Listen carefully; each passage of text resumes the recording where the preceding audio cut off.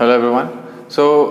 Today we'll continue our discussion on translation, rotation and deformation in fluid motions. In the last part we saw a special case where u and v were function of only x and y. So u was a function of u was a function of x and v was a function of y. Now we will discuss a very general case.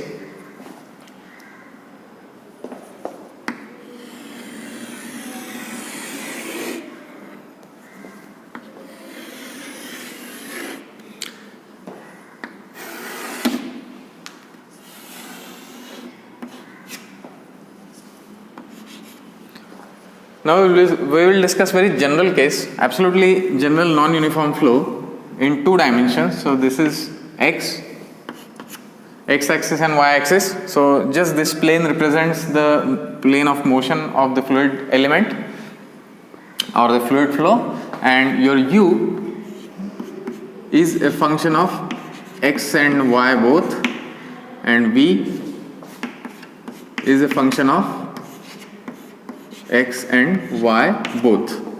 Now flows are steady, so no need to consider time since flow properties will be constant with respect to time. Okay. Now we'll discuss how a fluid element will deform, elongate, translate, etc.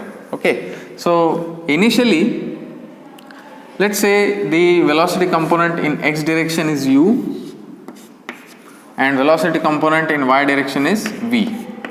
Okay. Now here is our fluid element.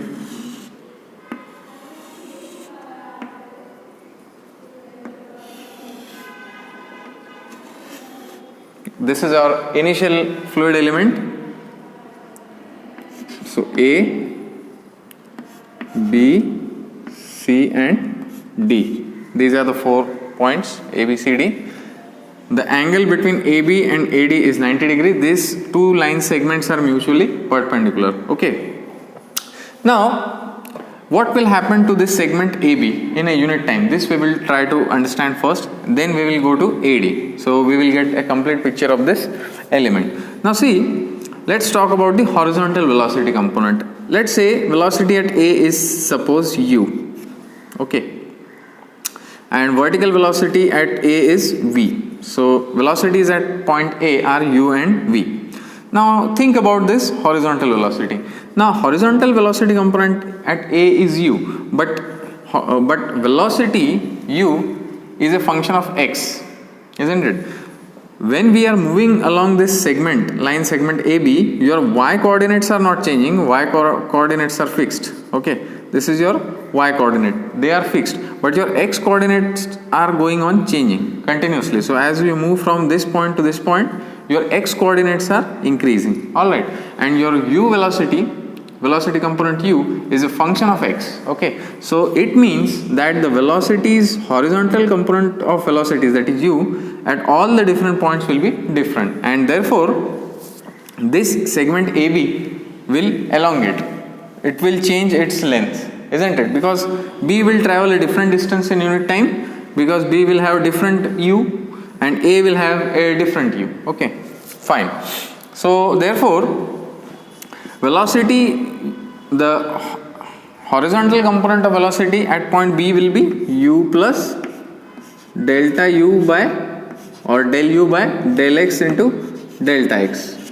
Since del u by del x represents the gradient, rate of change of u with respect to x as we move, and over how much distance we want? We want for a distance of delta x. This distance is delta x, this distance is delta y. Okay, this distance. Okay, and this is delta x. So this is the velocity u at point B. Now think about what will happen to the vertical velocities of AB. Vertically, when it will move vertically, will it move parallel or will it change or will it deflect? Okay. Now see, vertical velocity at A is v.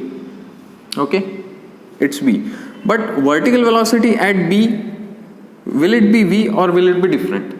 You see, v is a function of both x and y. So here the x coordinates are changing. So v will also change with respect to x. Therefore, vertical velocity at b will be v plus del v by del x into delta x. In the same way, rate of change of v with respect to x and over distance delta x, so multiply by delta x. So total change we will get. Okay. Therefore, when the AB segment will move, it will not move parallelly.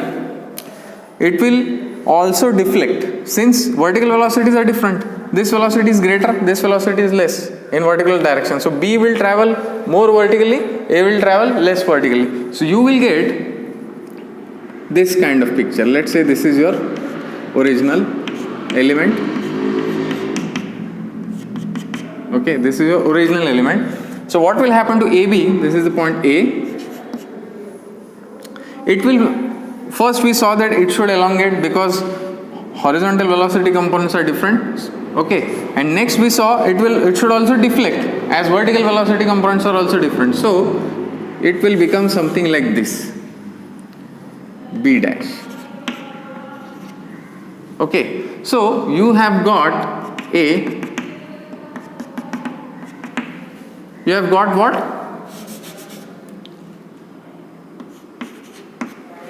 You have got two things here. A has elongated, this was the original length delta x, but now it has elongated. And how much elongation we have? We have an elongation del u by del x into delta x. This is the horizontal elongation. And what about the vertical, this displacement, this one? It will be what? See, A will travel how much? V. A will travel V. Okay, let's say this is V. Okay, this is V. Okay, we have to find actually how much is this extra displacement. So let's see, A has traveled V, but what about B? B has traveled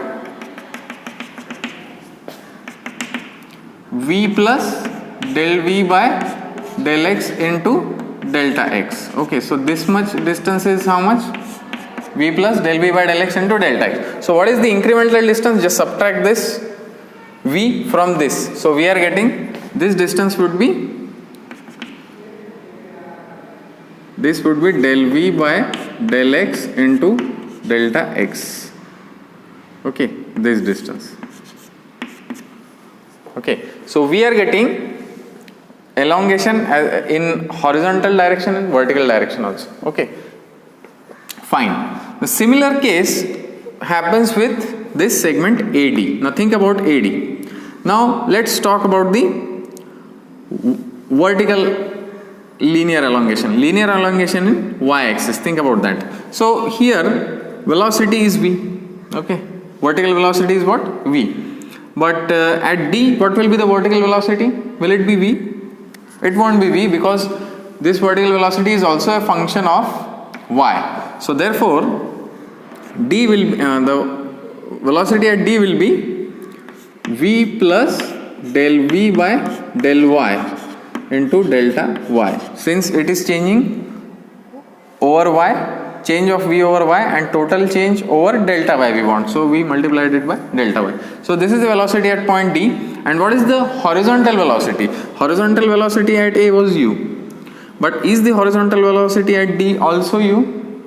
It won't be u, since u is a function of y also. So when we are changing the y coordinate along AD, when we are moving, we are changing the y coordinate. So u also should change. Therefore your you would get u plus del u by del y,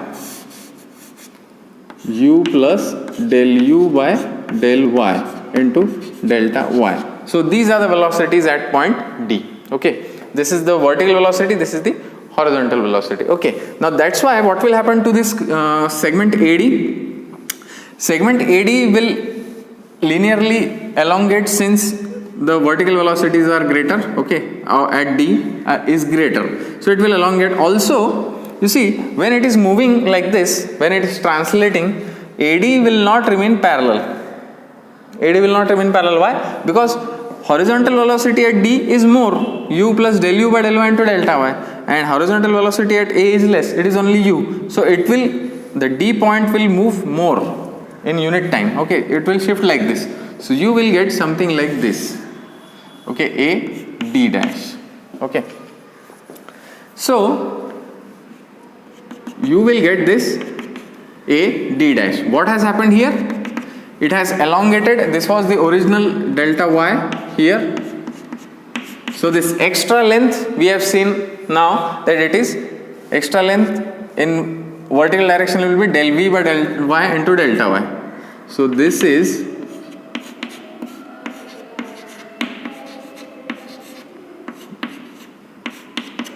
that length del v by del y into delta y. And what is this length?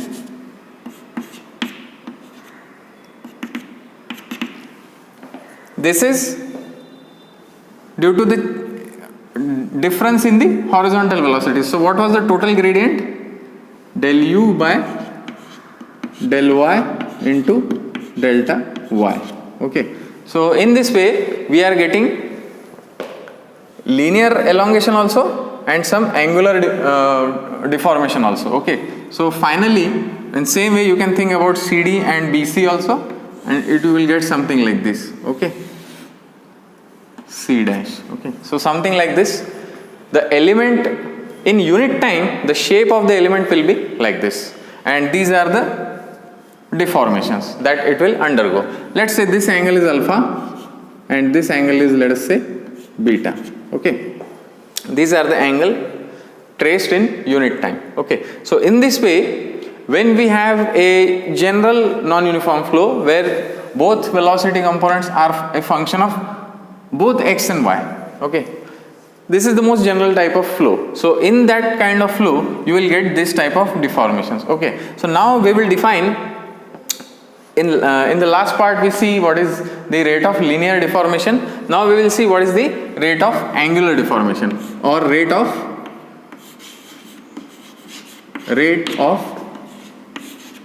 shear deformation.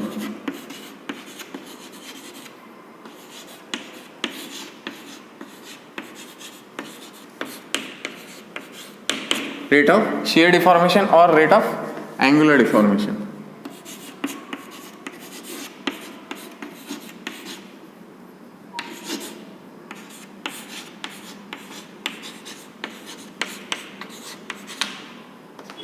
Okay, now rate of shear deformation is denoted by gamma and one dot at the top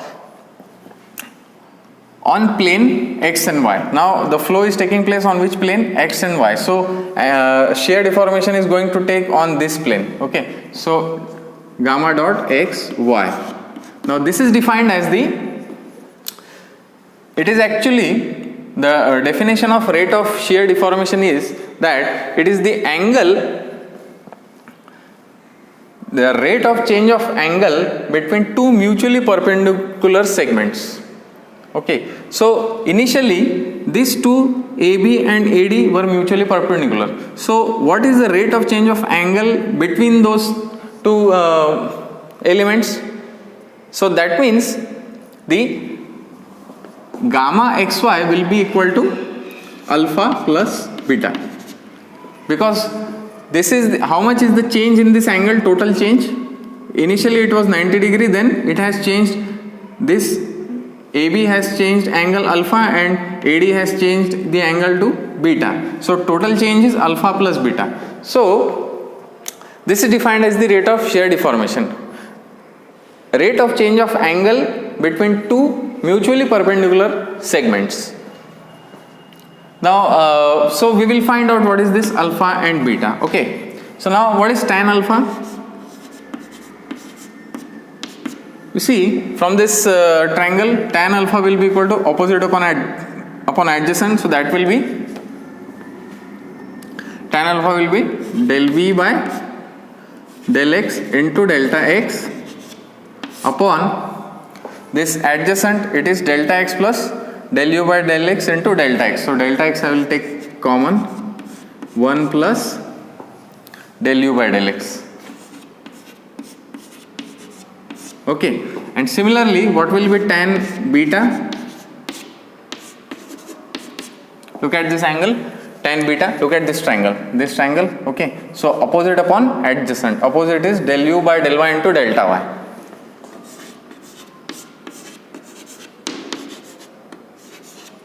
Divided by this total length, it is delta y plus del v by del y plus delta y. So delta y I will take common and it will be 1 plus what? Del v by del y.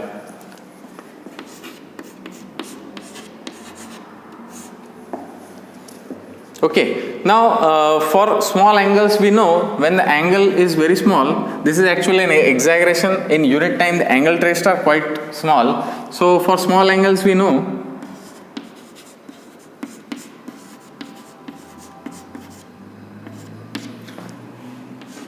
angle will be equal to its sine will be equal to its tan, nearly equal to. Okay, so we will use this property, therefore alpha will be, therefore now gamma of xy is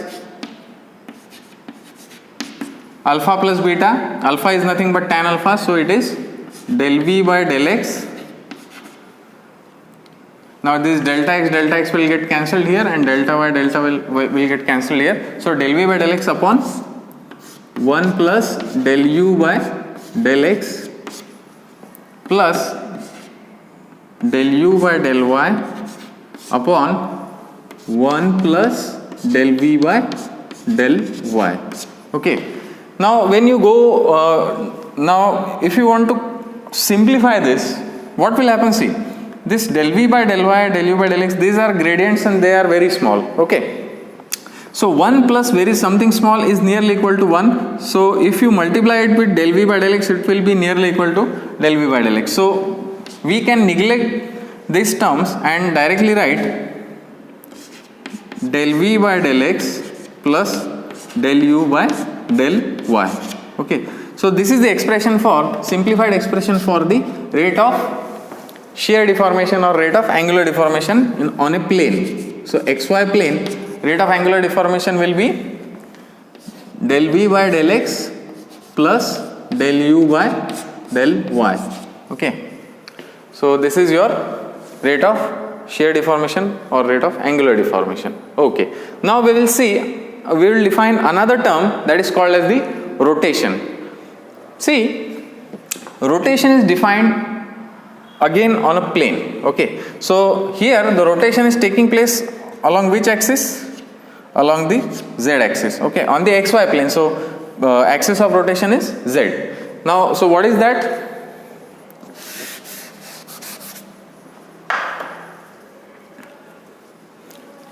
Okay, so next we will define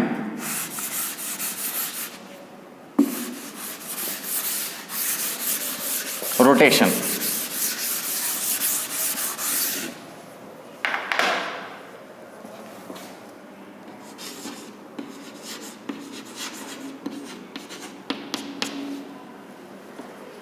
Okay, so what is rotation?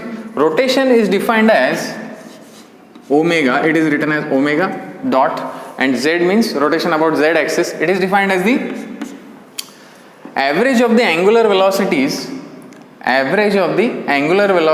of two line segments which were mutually perpendicular. Okay, so initially which two segments were mutually perpendicular? AB and AD. Okay, so what is the angular velocity of this AB and AD? Okay, angle traced by AB is alpha, angle traced by AD is beta in unit time. So alpha and beta are what? The angular velocities, since they are the angle traced per unit time. Okay, so now, so what is the, by definition we have to take the average of those two angular velocities. So half into alpha. Now see, since angular velocity is a vector quantity, so we have to take the directions also into consideration. So we will take this angle alpha like this. So it is anti-clockwise, we will take positive, and beta is like this, it is clockwise, so we will take it negative. Okay, so this is positive, this is negative. So alpha minus beta. Okay, so we can again write omega z as half of, so alpha is what? So del v by del x and minus beta is del u by del y. So minus u by del y. So we can write this. So this is the expression for rotation. Okay. So we saw two things now. First we saw what is the rate of angular deformation, and in this way, this is the way we define the rotation. Okay. See, in rotation the sign convention we are keeping quite simple. How we are keeping the sign convention for rotation? See, this is in the counterclockwise direction. So whatever segment will go counterclockwise, that value will be positive. Okay. So here, because del v by del x, change of vertical velocity is causing this segment to go anti-clockwise, we are taking it positive. Okay. So for other planes also, when you have to find out, you can apply the same analogy. Okay. Fine. So this was about the rate of angular deformation and rotation. Now we will write all the we will write the expressions for linear deformations, angular deformations and rotations for a 3-dimensional flow. Okay.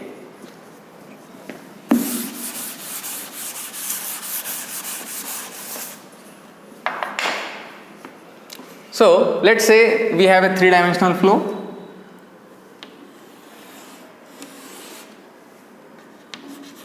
Okay, this is y, this is x, and this is z.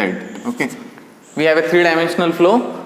U, v and w are the velocity components in x, y and z directions. Okay, and u is a function of x, y, z. V is a function of all the three x, y, z, 3 space coordinates, and w is also a function of x, y and z. Okay, it is a steady non-uniform flow, 3-dimensional. Okay, so that's why u, v and w. So now how to define the different quantities that we have seen till now. So rate of linear deformations.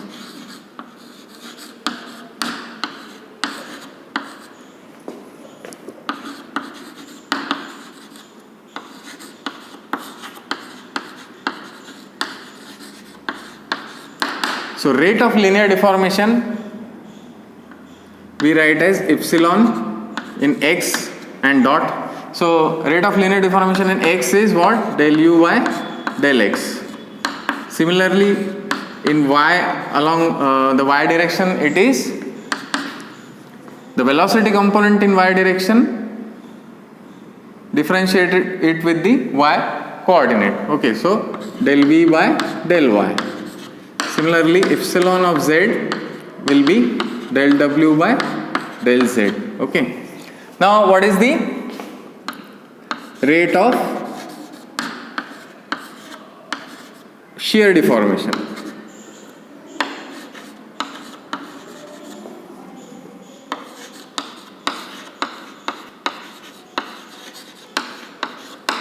So, rate of shear deformation will be defined on a plane, on planes. So gamma xy, so rate of shear deformation on the xy plane will be defined as del v by del x plus del u by del y, which we saw just now.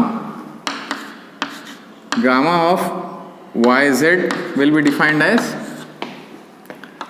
del w by del y plus del v by del z. Okay, and similarly gamma of zx will be defined as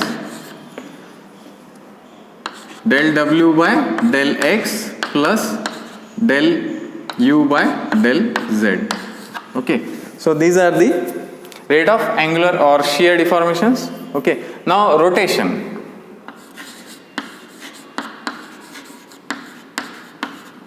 So rotation about x axis, rotation about y axis and rotation about z axis. Okay. So rotation about z axis, just now we saw it is half of del v by del x minus del u by del y. So this is the rotation about z axis. Now here also we can write from the same analogy we can find out the rotation about x and y axis. Okay. So let's see, have a look at this plane. Okay. So this is the, now let's talk about the rotation about x axis. Okay. So about x axis, so this is our plane. Okay. So maybe this maybe a element. Okay. So it will, how it will rotate or how it will going to deform, that you see. Okay. So suppose this is one line segment. Okay, like this on this plane, on yz plane, because rotation about x axis, the rotation will take on the yz plane. Okay, so on the yz plane, this del w by del y, this will create segment in this way. This will give a deformation in this way. Okay, so this is your anti-clockwise. Okay, so therefore del w by del y will give you the positive element. So that's why we have half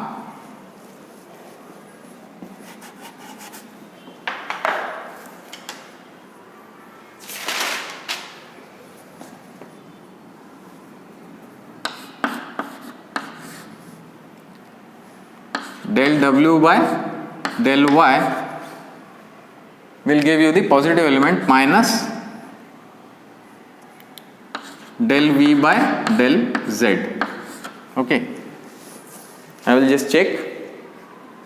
Yes, correct. So now what about the rotation about y axis? So think about this rotation about y axis. So which plane, on which plane rotation is taking place? So on this plane rotation is taking place, xz plane. Okay, now xz plane, let's say this is one segment. Okay, this segment. Now this segment, how it will going, it is going to rotate in this way. Okay, so here you are getting a clockwise angular deformation you are getting on this line segment. Okay, so this is nothing but what, the gradient of del u by del x. So sorry, del w by del x, this deformation del w by del x. So this is giving you negative, so positive will be, so this is giving you negative, so del u by del z will be your positive contribution minus del w by del x. Okay, so these are your, you can actually draw separately the planes if you want to get a clear idea how to select this positive and negative values. You can make a plane in this way, x. Now here we have taken xy, you take yz, you take zx, and see which is positive and which is negative. Okay, so so that you will get this. So in this way we can find out when you have fluid motion for a non-uniform flow where u, v, w are the three velocity components, they are changing with all the space coordinates. So you can find out what is the rate of linear deformation. Okay, using this formulas you can find out rate of shear deformation, and you can also find out the rotation. Okay, thank you.